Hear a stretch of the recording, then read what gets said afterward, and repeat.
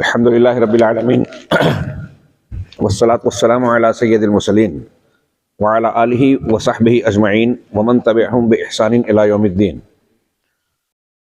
اعوذ باللہ من الشیطان الرجیم، بسم اللہ الرحمن الرحیم۔ وَإِذْ تَأَذَّنَ رَبُّكُمْ لَئِن شَكَرْتُمْ لَأَزِيدَنَّكُمْ وَإِن كَفَرْتُمْ فَإِنَّ عَذَابِي لَشَدِيدٌ۔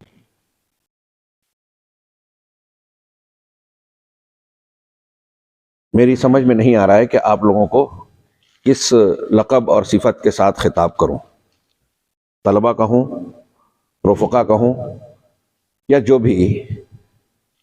ہم اور آپ ایک علمی اور تعلیمی خانوادے کے افراد ہیں۔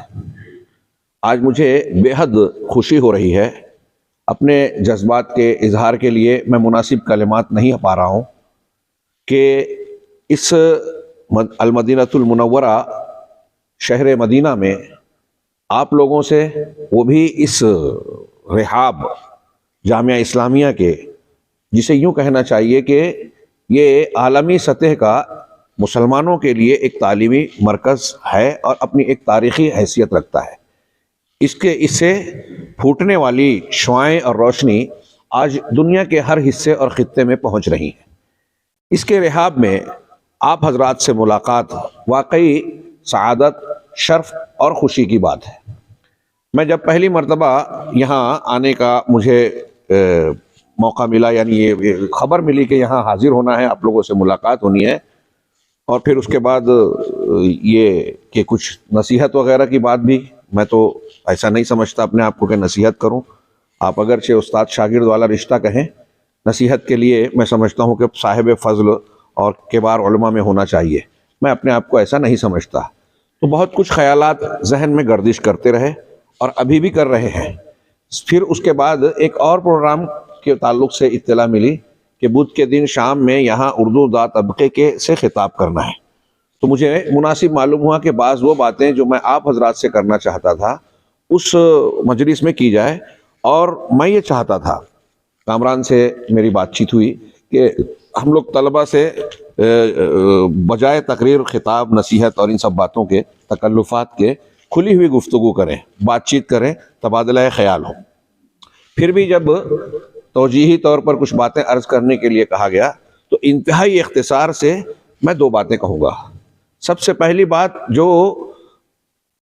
ہمارے دینی دروس کے سلسلے میں بالکل پہلا سبق ہے، بار بار آپ سنتے ہیں، آپ خود بھی دہراتے رہے ہیں، اور قرآن و سنت میں اس کا بتکرار ذکر کیا گیا ہے، وہ ہے اخلاص اور تقوی، کہ اپنی زندگی میں اخلاص اور تقوی پیدا کریں۔ یہ جتنا زیادہ بولا جاتا ہے، جتنی اس کی تکرار کی جاتی ہے، اتنا ہی زیادہ یہ آج کامیاب ہے۔ یہ وصف، یہ مادہ جس کی زندگی اور آخرت، دنیا اور آخرت میں کامیابی کا بنیادی کردار ہے، ہمارے اعمال کی قبولیت کا دار و مدار ہے۔ اخلاص اور تقوی، اللہ کی خشیت۔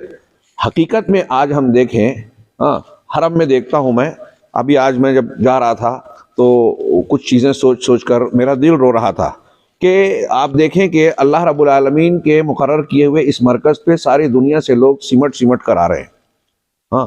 کس مقصد سے آ رہے ہیں؟ عبادت کے، اور کس جذبے کے تحت؟ اللہ کے سامنے اپنے مسائل کے حل کرنے کے لیے، یہاں بھی اور حرم مکہ میں بھی۔ یہ منظر بالکل واضح ہے، 24 گھنٹہ مسلسل یہ چیز ہمیں نظر آتی ہے۔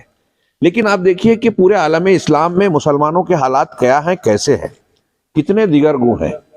یہاں اتنی بڑی تعداد میں لوگ عبادت کے لیے آتے ہیں، اور اس میں ایک بڑی تعداد جس میں ائمہ مساجد اور ہمارے ائمہ کرام بھی شامل ہیں، تمام عالم اسلام اور مسلمانوں کے لیے بھرپور دعائیں کرتے ہیں، ان کے خیر کے لیے، سازشوں اور دشمنوں سے تحفظ کے لیے، اور اس سے علاوہ اور کچھ۔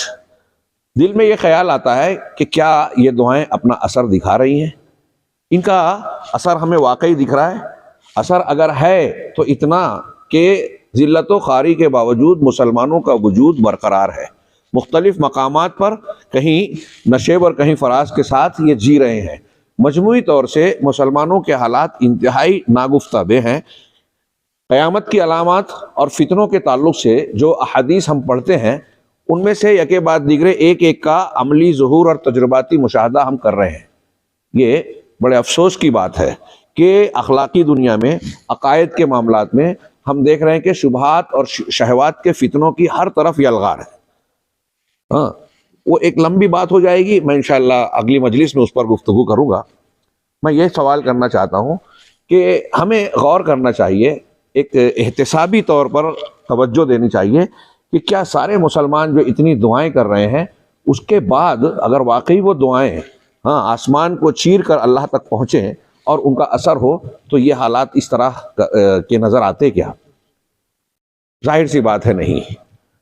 مسلمان خیر امت ہے، خیر امت کے مجموعی حالات کیا ہیں؟ خیر امت میں وہ مسلمان جو کتاب و سنت کے صحیح منہج کے حاملین ہیں، ان کا آپ شہر شہر قریہ قریہ جائزہ لیجئے، کیا حالات ہیں؟ ہر جگہ ایسے حالات ہیں کہ آدمی، وہ جو ایک حدیث میں روایت ہے کہ ایسے حالات ہو جائیں گے کہ ذہین آدمی، حلیم آدمی کو بھی حالات اور فتنے حیران کر دیں گے۔ ویسے ہی حالات ہیں کہ پریشانیاں ہیں، مسائل ہیں، اختلاف ہیں، جھگڑے ہیں، کوشش کرنے والے بظاہر کوشش بھی کرتے ہیں، نتیجہ برآمد نہیں ہوتا، خاطر خواہ نتائج برآمد نہیں ہوتے۔ ایسے اور بھی کچھ پہلوؤں پر گفتگو کی جا سکتی ہے۔ ہمارے اندر بہت ساری پریشانیاں، بے اطمینانیاں، بے چینیاں قدم قدم پر نظر آتی ہیں۔ ہر روز ایک نیا مسئلہ سر اٹھاتا ہوا نظر آتا ہے۔ ابھی یہاں تعلیمی ماحول میں میں اپنے طور پہ، ذاتی طور پہ، ایک لمبے عرصے کے بعد جامعہ اسلامیہ اور ان لوگوں میں پڑھا تو نہیں ہوں، لیکن یہاں کی بہت ساری چیزوں سے جو واقفیت رکھتا تھا، اس میں میں خود محسوس کر رہا ہوں کہ یہاں تبدیلی ہو رہی ہے۔ کچھ حضرات نے ابھی باتیں کی، تو ایک تناظر، ایک خیال یہ بھی آتا ہے، جو میں نے حمد و صلات کے بعد آیت پڑھی کہ لئن شکرتم لأزیدنکم، اللہ رب العالمین کا یہ اعلان ہے کہ اگر آپ شکر گزاری کرو گے، نعمتوں کی قدر کرو گے، تو اللہ رب العالمین اس میں اضافہ فرمائے گا، اور اگر ناشکری اور کفران نعمت ہوگا فإن عذابی لشدید، نعمتیں چھن جاتی ہیں۔ ہم نے دیکھا عالم اسلام میں، میں آپ کی بات نہیں کر رہا ہوں، ایک عمومی بات، کہ عالم اسلام میں سعودی عرب کے جتنے کارنامے اسلام اور اسلام کے کاز کی خدمت کے لیے، دعوت اسلامی کی خدمت کے لیے، قرآن و سنت کی اشاعت کے لیے، اور دوسرے مسلمانوں کے تعلق سے ہمدردی، مواسات کے جذبات کا اظہار، جس طرح مملکہ سعودی عربیہ، جس کو ہم بجا طور پر مملکت توحید کہہ سکتے ہیں، کہ یہ اکیلی سرزمین ہے آج روئے زمین پر میرے علم کے مطابق، جہاں کتاب و سنت کو دستور کی حیثیت حاصل ہونے کے ساتھ ساتھ یہاں کھلے طور پر شرک اور بدعت کا کوئی مظہر آپ دکھائی نہیں دیتا۔ یہ کوئی معمولی بات نہیں ہے۔ بڑے بڑے دعوے لوگ کرتے ہیں، ایک اقامت دین، حکومت کے قیام، اور اسلامی حکومت، اسلام پسندی، اور نہ جانے کیا کیا، لیکن مملکت تو، اور ان کے سب سے زیادہ نشانے پہ سعودی عرب رہتا ہے۔ میں اس بحث کو چھیڑنا نہیں چاہتا، اس کی تفصیل میں نہیں جانا چاہتا۔ ان کے ساتھ ساتھ ہمارے یہاں عالم اسلام کا ایک بڑا طبقہ ان کی نیکیوں کو فراموش کر کے خطاؤں کو ڈھونڈتا ہے، اور صحیح اور غلط خطاؤں کے بعد ان پر نقد و تنقید کے تیر برساتا ہے۔ پورے عالم اسلام میں یہ احسان فراموشی نہیں تو اور کیا ہے۔ لہٰذا سب سے پہلی چیز کہ دین کے تعلق سے اللہ رب العالمین کی، میں نہیں سمجھتا کہ میں کوئی نئی بات کر رہا ہوں، آپ حضرات میں سے کوئی ایسا نہیں ہے جو یہ باتیں جانتا نہیں ہے، تذکیراً بات ہو رہی ہے، لیکن تذکیر اس اعتبار سے اہمیت کی حامل ہے کہ ہماری بہت ساری خوبیوں کے ساتھ ہمارے اندر جس عنصر کی، مادے کی سب سے بڑی کمی ہے، اور جس کی وجہ سے ہمارے کاموں میں برکت نظر نہیں آتی، میں ایسا سمجھتا ہوں کہ وہ اخلاص، للہیت، تقوی، خشیت کی کمی ہے۔ آج اس کی سب سے زیادہ ضرورت ہے۔ جس طرح ہم کتابیں پڑھتے ہیں، مسائل سمجھتے ہیں، مطالعہ کرتے ہیں، اسی طرح ہمیں محنت کرنا چاہیے، دعا کرنا چاہیے کہ اللہ تبارک و تعالی ہمارے اندر خشوع خضوع، اخلاص پیدا کرے۔ آپ جس سرزمین پہ ہیں، میں یہاں سے شروعات کرنے والا تھا کہ کتنی نعمتیں ہم کو اللہ نے دی ہے۔ مسلمان بنایا، معمولی نعمت ہے، مسلمان میں اہل حدیث بنایا، صرف اس ایک نعمت کو ہم اس کا شکر نہیں ادا کر سکتے۔ پھر اس میں عالم بنایا، علماء میں سے آپ کو چن کر یہاں محبت وحی پہنچایا۔ ایک کے بعد ایک نعمتیں، جس کی جتنی نعمت ہوتی ہے یا جتنا اونچا مقام ہوتا ہے، اس کی اتنی بڑی ذمہ داری ہوتی ہے۔ نبی کریم صلی اللہ علیہ وسلم، میں انشاءاللہ پرسوں یہ تھوڑی بات تفصیل سے کروں گا، کوشش کروں گا کہ نبی کریم صلی اللہ علیہ وسلم کا مقام سب سے اونچا ہے، تو آپ کو دیکھیے کہ آپ کو اپنی ذمہ داریوں کی ادائیگی کا احساس آپ کی کمر توڑے جاتا تھا۔ اللہ تبارک و تعالیٰ نے تسلی دی، الم نشرح لک صدرک ووضعنا عنک وزرک الذی انقض ظہرک۔ ہاں آپ بے چین رہا کرتے تھے، نیند نہیں آتی تھی. ہاں اللہ کے نبی صلی اللہ علیہ وسلم کے بارے میں خود اللہ نے کہا لعلک باخع نفسک علی آثارہم ان لم یؤمنوا بہذا الحدیث اسفا. وہ بے چینی، وہ احساس ذمہ داری کیا ہمارے اندر ہے؟ میں اکثر طلبہ کے تعلق سے سمجھتا ہوں، میں خود بھی اس سے گزرا ہوں، کہ ہمیں اس کا زیادہ فکرہ یا ٹینشن رہتا ہے کہ ہمارے یہاں کے مسائل کیسے حل ہوں، فارغ ہونے کے بعد ہم کون سی جاب کریں گے، کیا ہم جو ہے زندگی کو بہتر بنانے کے لیے دنیاوی اعتبار سے کمائی کا ذریعہ اور معاش کا ذریعہ کسے بنائیں گے، کیسے بنائیں گے، اور اس کا کتنا وہ معاملہ اچھا رہے گا برا رہے گا. یہ سوچتے ہیں، یہ فطری بات ہے اور سوچنا بھی چاہیے، ٹھیک ہے. لیکن اسی پر پوری توجہ جس طرح مرکوز ہوتی ہے، کیا اسی طریقے سے ہمارے ذہن و دماغ میں یہ فکر آتی ہے کہ ہماری قوم پر اس طرح آج کے زمانے میں مذاہب، افکار باطلہ اور غلط فکروں کی کس طرح یلغار ہو رہی ہے، ہمیں اپنے علاقے میں اس سلسلے میں کون سی ذمہ داری ادا کرنی، ہمیں کیا تخطیط کرنی چاہیے، منصوبہ بندی کرنی چاہیے کہ ہم اپنے لوگوں کو ان سے آپ اتنے دور سے آئے ہیں گھر بار کو چھوڑ کے، والدین یا دوسرے لوگوں نے جو آپ کی دوری برداشت کی، آپ برداشت کر رہے ہیں، یہاں کے اونچ نیچ کو جھیل رہے ہیں، کس لیے؟ بظاہر جو مقصد ہے دین سیکھنے کے لیے، اور اللہ رب العالمین کا فرمان فلولا نفر من کل فرقۃ منهم طائفہ، کیا فرمایا؟ لیتفقہوا فی الدین.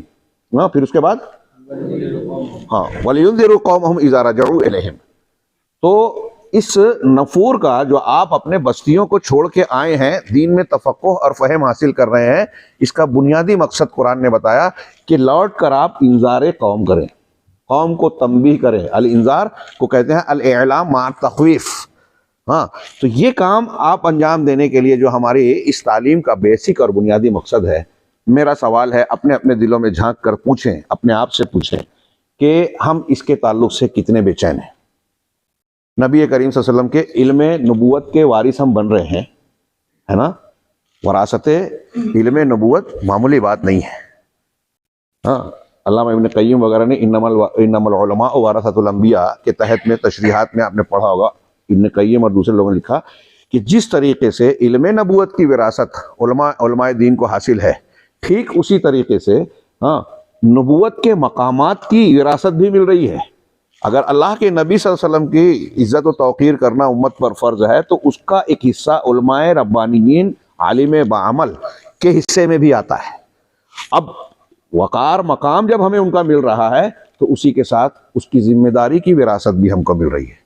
میں پھر سے سوال کروں کہ اپنے اپنے دلوں میں جھانک کے پوچھے کہ ہم دنیاوی امور کے تعلق سے جتنا بے چین، فکر مند اور آپس میں ڈسکشن کرتے ہیں، تبصرے کرتے ہیں، کوئی اونچ نیچ ہو جائے تو بے چین ہو جاتے ہیں، کیا ایسی ہی بے چینی اس وقت ہوتی ہے جب ہمیں یہ پتہ چلتا ہے کہ ہمارے شہر میں کچھ لوگ منکر حدیث ہو گئے، کچھ اہل حدیث جو ہے وہ صحابہ کرام کے شان میں گستاخیاں کرنے لگے، کچھ ہماری جماعت میں ایسا اختلاف ہو گیا ہے کہ کچھ لوگ ہماری جماعت سے باہر نکل گئے، ان کی کیسے اصلاح کی جائے، اس میں کیسے سدھار پیدا کیا جائے، امت واحدہ کو امت واحدہ کیسے بنایا جائے، ہمارے علاقے میں جو شرکیات، خرافات، بدعات پائی جاتی ہیں ان کا مداوع اور علاج کیسے کیا جائے. کیا ہمارے دل و دماغ میں یہ فکر ہم کو بے چین کرنے والی انگڑائیاں لیتی ہیں؟ اگر نہیں لیتی، اور اس کے مقابلے میں ہم صرف اپنے تنوتوش، اپنے دنیاوی مستقبل کے بارے میں فکر مند رہتے ہیں، تو یہ ایک دوسری ایک پہلو ہے وہ جو میں نے موضوع چھیڑا، جس کو آپ شروعات میں یہ سوچ رہے ہوں گے کہ یہ اخلاص، یہ تو بہت گھسا پیٹا اور روندا ہوا موضوع ہے، حدیث کی کتابیں پڑھے تو شروعات یہیں سے ہوتی ہے. ہاں اس کی کتنی شدید ضرورت ہے. یہ پہلا سبق ہمارے لیے آخری سبق کا درجہ رکھتا ہے، پہلا بھی اور آخری بھی، کہ ہم اپنے دلوں میں اخلاص پیدا کریں گے. اخلاص ہوگا تو للہیت کی بنیاد پر ہم ترجیح دیں گے آخرت کو، اللہ کی خوشنودی کے حصول کو، اپنے مقصد پر ذہن و دماغ اور اپنی کوششوں کو مرکوز کرنے کو. اللہ تبارک و تعالی ہمیں اسی کی طرف ابھارتا ہے. اس سلسلے میں میں یہ کہوں گا کہ آپ انبیاء کرام علیہ السلام کی سیرتوں کو سامنے رکھیے. اللہ نے یوں ہی نہیں پیش کیا، بات کو شارٹ کر رہا ہوں، اور دیکھیے کہ انبیاء کرام علیہ السلام کا کردار کیا تھا. خاص طور سے میں ایک بات کہوں، انبیاء کی جو دعائیں قرآن میں اور حدیثوں میں ہے، ان دعاؤں پر غور کیجیے. ایک نبی پیغمبر عالم دین ان کا وارث ہے علمی، تو نبی اور پیغمبر کے سامنے جو مسائل تھے، جو مشکلات تھیں، جو ضروریات تھیں، ان کی دعاؤں میں درج ہے. ان کے مسائل کے حل کے لیے ان دعاؤں میں جو باتیں ہیں، اسی کی ضرورت ہم کو بھی ہے. مثال کے طور پہ حضرت سلیمان علیہ السلام کی دعا رب اوزعنی ان اشکر نعمتک التی انعمت علی وعلی والدی وان اعمل صالحا ترضاہ وادخلنی برحمتک فی عبادک الصالحین. لفظ ایسا ہے کہ عام مسلمان اور اس کے مقابلے میں علماء کو، اہل علم کو، طلباء کو اس دعا کی بڑی شدید ضرورت ہے کہ اللہ تبارک و تعالیٰ نے جب ہم پر یہ نعمت کی ہے، جو جتنا انعام دیا ہے، امتیازات اور خصوصیات بخشی ہے، اتنا ہی ہمیں ان نعمتوں کا شکر گزار ہونا چاہیے. ان نعمتوں کا شکر ادا کریں گے تو اللہ تبارک و تعالیٰ، جیسا کہ آپ نے ترجمہ اور تفسیر جانتے ہیں، نے وعدہ کیا ہے کہ وہ نعمتوں میں اضافہ فرمائے گا. ہم اگر نعمتوں کو بڑھانا چاہتے ہیں تو حاصل شدہ نعمتوں کا شکر کریں. اور یہ جو شکوہ شکایت جو عام دور سے طلبہ میں پائی جاتی ہے، کسی بھی ادارے میں آپ جائیں، کہیں بھی جائیں، کامن بات ملے گی کہ اس ادارے کے طلبہ ادارے اور ذمہ داروں کے تعلق سے کچھ نہ کچھ تبصرے جات کرتے رہتے ہیں. وہ اچھا ہو برا ہو، اس کے مقاصد در و بست کو جانتے ہوں یا نہ جانتے ہوں. ہو سکتا ہے کہ ان کے کچھ فیصلے جو ہیں خطا پر مبنی ہوں، لیکن آپ مجموعی طور سے ان کو دیکھیں کہ ان کا مقصد کیا ہے، وہ کتنی محنتیں کر رہے ہیں. آپ کو یہ ادارہ سجا کے دیا، دسترخوان بنا کے دیا آپ کو کہ اس میں سے اپنا تعلیمی حصہ سمیٹ لیں. ہاں، ابھی سلیمان سے بات ہو رہی تھی ہم لوگ، میں یہ کہہ رہا تھا کہ یہ کوئی چھوٹی نعمت نہیں ہے. آپ تھوڑا سا ماضی میں جائیں، ہندوستان میں ہم ان کتابوں کا جو آج سلف کی بڑی بڑی کتابوں کا نام سنتے تھے، دیکھنے کو ترس گئے تھے. آج آپ کے لیے ایسی بہت ساری کتابوں کا حصول، مطالعہ، اس سے استفادہ، اس کو حاصل کرنا آسان ہے اس دسترخوان پہ، علمی تعلیمی دسترخوان میں، جس کو ہم نے دیکھا بھی نہیں تھا یا سنتے تھے اور صرف حوالے میں بڑی بڑی کتابوں میں نظر آتی تھی. آج وہ کتابیں آپ کو دستیاب ہیں. اور ایسی بہت ساری چیزیں، نعمتیں جو آپ کو حاصل ہیں، ان کا شکر ادا کیجئے، ان کی قدردانی کیجئے. اللہ رب العالمین نعمتوں میں اضافہ فرمائے گا. اور میں یہ کہوں گا کہ میرا ایک جملہ اگر آپ اس پر عمل کریں تو میرا ایک جملہ میں سمجھوں کہ یہ پوری تقریر اور پوری ملاقات کا حاصل ہے کہ قرآن میں انبیاء کرام کی جو دعائیں ہیں علیہم الصلاۃ والسلام، ان میں انبیاء کرام کی حیثیت بھی معلوم ہوتی ہے، عقیدے کے سلسلے میں بھی رہنمائی ملتی ہے. ان کی مانگی ہوئی چیزیں کیا ہیں، صرف یہ غور کریں کہ ایک پیغمبر یہ مانگ رہا ہے اللہ سے تو اس کی اہمیت واضح ہوگی. اور جب پیغمبر مانگ رہا ہے تو پیغمبر کے وارثین کو بھی اس کی ضرورت ہے. ہمیں اپنی زندگی کو کامیابی کے راستے پہ لگانے کے لیے ان چیزوں کی لازمی ضرورت ہے. لہٰذا عوام کے مقابلے میں ہم کو اور آپ کو، علماء کو، اس کا خصوصی اہتمام کرنا چاہیے. نبی کریم صلی اللہ علیہ وسلم کو جس کا جیسے معاملہ تھا کہ افلا اکون عبدا شکورا کہہ کے آپ جو ہے دوسروں کے مقابلے میں زیادہ عبادت کرنا، زیادہ محنت کرنا، تو جیسی ذمہ داریاں ہم کو، آپ کو اگر اللہ تعالیٰ نے علم دین کے لیے چنا ہے تو ہم پر ذمہ داریاں بڑھتی ہے. ہمارے اندر بھی یہ معاملہ بڑھ جانا چاہیے اللہ تعالیٰ سے استعانت کا، مانگنے کا.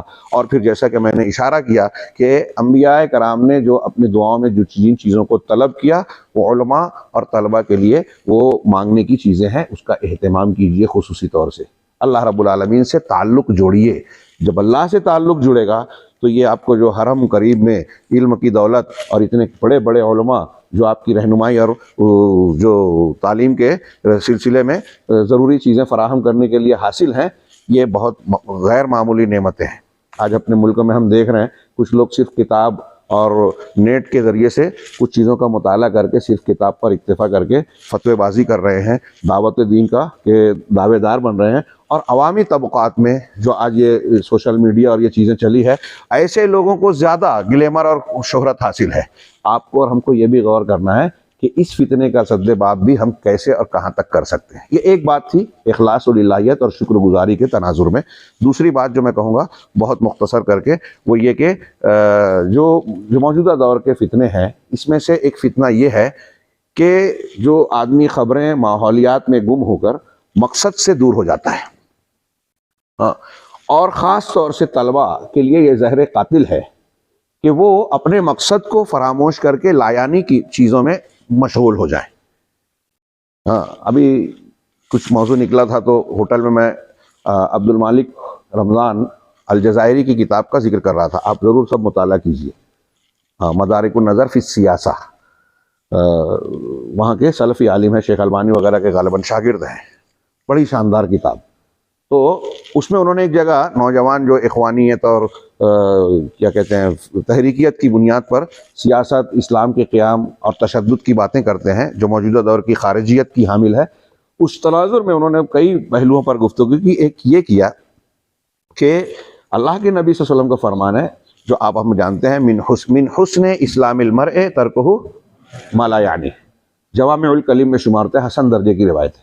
اس کی تشریح کرتے ہوئے شیخ نے بڑی پیاری بحثیں کی ہے اور کہا کہ عوام، طلباء یا جو پڑھنے لکھنے والے لوگ ہیں، ان کو حکومت کی سیاست اور ان چیزوں سے کیا لینا دینا.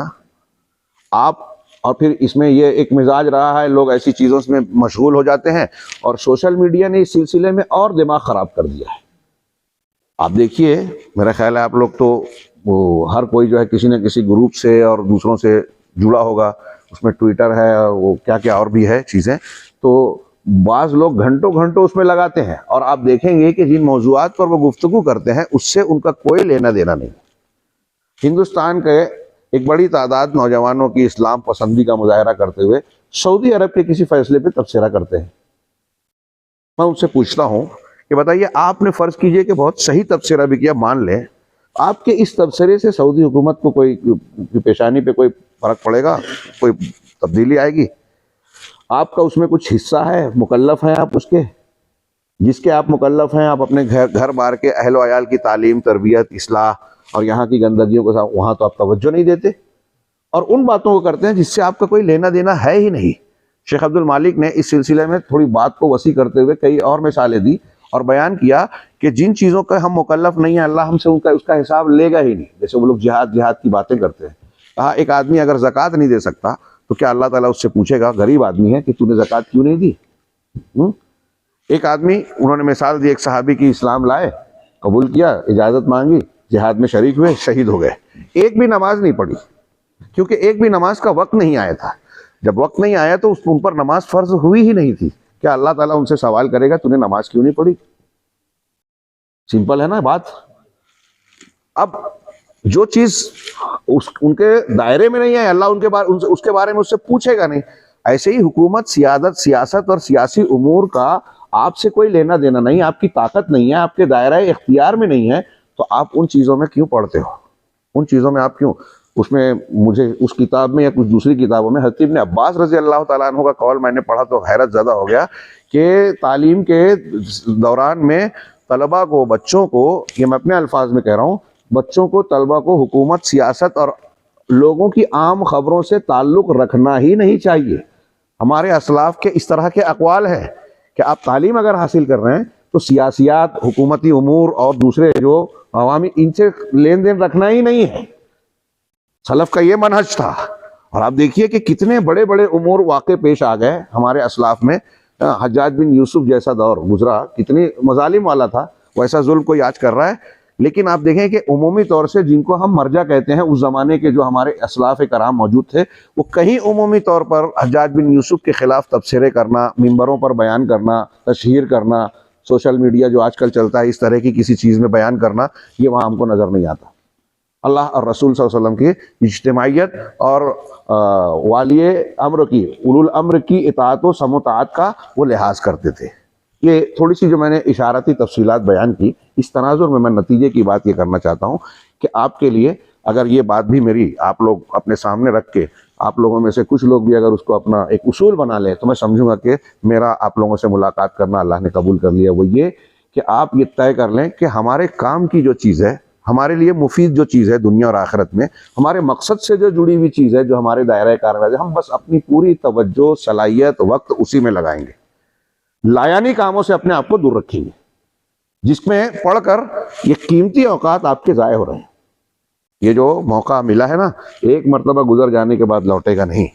ہاں، اور ابھی میری موبائل میں کسی نے بھیجا، کسی سلف کا قول کہ اللہ تبارک و تعالیٰ، سیف صاحب کوئی ہے رحمہ اللہ، ان کا قول نقل کیا کہ اللہ تعالیٰ کسی بندے کے ساتھ برا چاہتا ہے، اس سے ساتھ خیر نہیں چاہتا. اس کی ایک علامت یہ ہے کہ وہ بندہ اس کام میں مشغول ہو جاتا ہے جو لایانی ہے، جو اس کے لیے مفید نہیں ہے دنیا اور آخرت میں. اور آج ہم دیکھتے ہیں کہ ایک بڑی تعداد لوگوں کی ایسے ہی جو کاموں میں زیادہ مشغول ہے. ہم سوچتے ہیں سلف کی تھوڑی محنت میں کتنی برکت تھی، آج ہم استفادہ کرتے ہیں. کیا ہمارا کوئی اس طرح کا ترکہ ہم تیار کر رہے ہیں کہ نسلیں، قومیں اور دوسرے لوگ ہم سے استفادہ کریں؟ یہ دو چیزیں جو اپنے اندر بہت ساری باتیں سمیٹے ہوئے ہیں، میں نے کچھ منتشر انداز میں بیان کی۔ سچی بات یہ ہے کہ کامران سے گفتگو کے بعد مجھے اس بات کا اندازہ نہیں تھا، اور حقیقت میں میرا موڈ بھی نہیں تھا کہ میں کوئی نصیحت یا خطاب کروں۔ بس لقاء مفتوح کے نام پر یہ امید تھی کہ آپ حضرات سے بے تکلفانہ گفتگو ہوگی۔ اللہ رب العالمین سے دعا ہے کہ وہ ہمیں خیر کی توفیق دے، ان کاموں کو اختیار کرنے کی توفیق دے جو ہمارے دین اور دنیا میں فائدے مند ہو۔ اور ہم لوگ یہ جو قربانیاں دے رہے ہیں، ابھی گفتگو سے پتہ چلا نازل کے والد صاحب 3 مہینہ پہلے انتقال کر گئے، انا للہ، اور یہ شریک بھی نہیں ہو پائے۔ اگر غور سے دیکھیں تو جتنے بھی طلبہ باہر آتے ہیں یا جو زندگی گزارتے ہیں اس طرح کی طالب علمی کی، لوگ دنیا کے لیے بھی اس طرح کی قربانیاں دیتے ہیں، لیکن طلبہ بھی یہ کرتے ہوئے اس طرح کی بہت سی قربانیاں دیتے ہیں، نشے و فراز سے گزرتے ہیں۔ یہ قربانیاں بھی ہماری اور آپ کی اسی وقت کارگر ہوگی، اللہ کے یہاں اجر و ثواب عظیم الشان بدلے کا باعث ہوگی، جب ہم اپنے مرکز اور اپنے مقصد پر قائم رہیں۔ ہاں، آپ کے والد ہوں، ان کے والد ہوں، والدین، دوسرے رشتہ دار، ہاں، سب نے، کسی کو اگر آپ فطری اور طبعی طور سے پوچھیں تو کسی کو یہ پسند نہیں ہے کہ اپنے جگر کے ٹکڑے کو دور بھیجے، اس کی جدائی برداشت کرے، اور سب کو سمجھتا ہے کہ ہاسٹل میں رہیں، وہ سعودی عرب ہو یا کہیں بھی ہو، کتنے بھی خوشحال علاقے میں رہے، گھر جیسا ماحول اور خوشحالی یا سکون و اطمینان نہیں مل سکتا، کچھ نہ کچھ پریشانیاں رہے گی۔ یہ سب جانتے ہوئے بھی بھیجتے ہیں، ہاں، لوگ بھیجتے ہیں۔ اور آج کے زمانے میں تو کتنی سہولیات ہیں، کتنی آسائشیں ہیں، کتنی نعمتیں ہیں۔ آپ اور ہم پڑھتے ہیں، ہمارے اسلاف بھوکے رہ کر تعلیم حاصل کرتے تھے، کپڑوں کا ضروریات پوری کرنے کا انتظام نہیں ہوتا تھا، اپنے کپڑے کو بیچ کر کتابیں خریدتے تھے، اور ایسی کتنی مشقتیں جھیلتے تھے جس کا ہم سوچ کر بھی آج تصور کرتے ہیں تو ایسا لگتا ہے کہ جیسے افسانہ اور کہانی ہے۔ آج حقیقی زندگی میں ایسا ذوق، شوق اور قربانی نظر نہیں آتی۔ تو ان سب چیزوں کو اپنے سامنے رکھیے۔ ہاں، قوم اور ملت سے یہ امید نہ رکھیے کہ وہ آپ کی ان قربانیوں کی قدردانی کرے گی، وہ آپ کے فائدے اور نقصان کے پہلو کو دیکھے گی کہ آپ سے کتنا فائدہ ہو رہا ہے، آپ کی صلاحیت کیا ہے۔ اللہ تعالیٰ سے صرف امید رکھیے، مانگیے تو اسی سے، سوال کیجیے تو اسی سے۔ یہ جو میں نازل کا ذکر کیا، اللہ رب العالمین ان کے والد صاحب کو غریق رحمت کرے، ان کی قبر کو روضۃ من ریاض الجنہ بنائے، ان کے درجات کو بلند کرے، بخشش فرمائے۔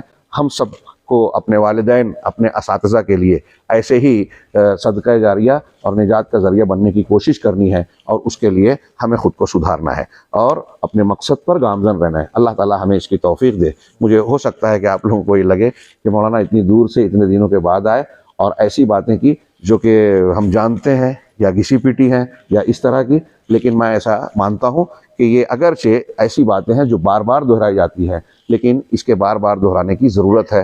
آپ قرآن میں دیکھیے کہ کوئی حکم ایسا شاید ہی ملے، نہ ملے، کوئی بھی نہیں ملے گا جس میں اللہ نے اتقوا اللہ نہیں کہا۔ اس سے پتہ چلتا ہے کہ اس حکم کی کتنی ہمیں ضرورت ہے۔ اللہ تعالیٰ اس حکم پر عمل پیرا ہونے کی توفیق دے۔ وآخر دعوانا وصلی اللہ علی نبینا محمد۔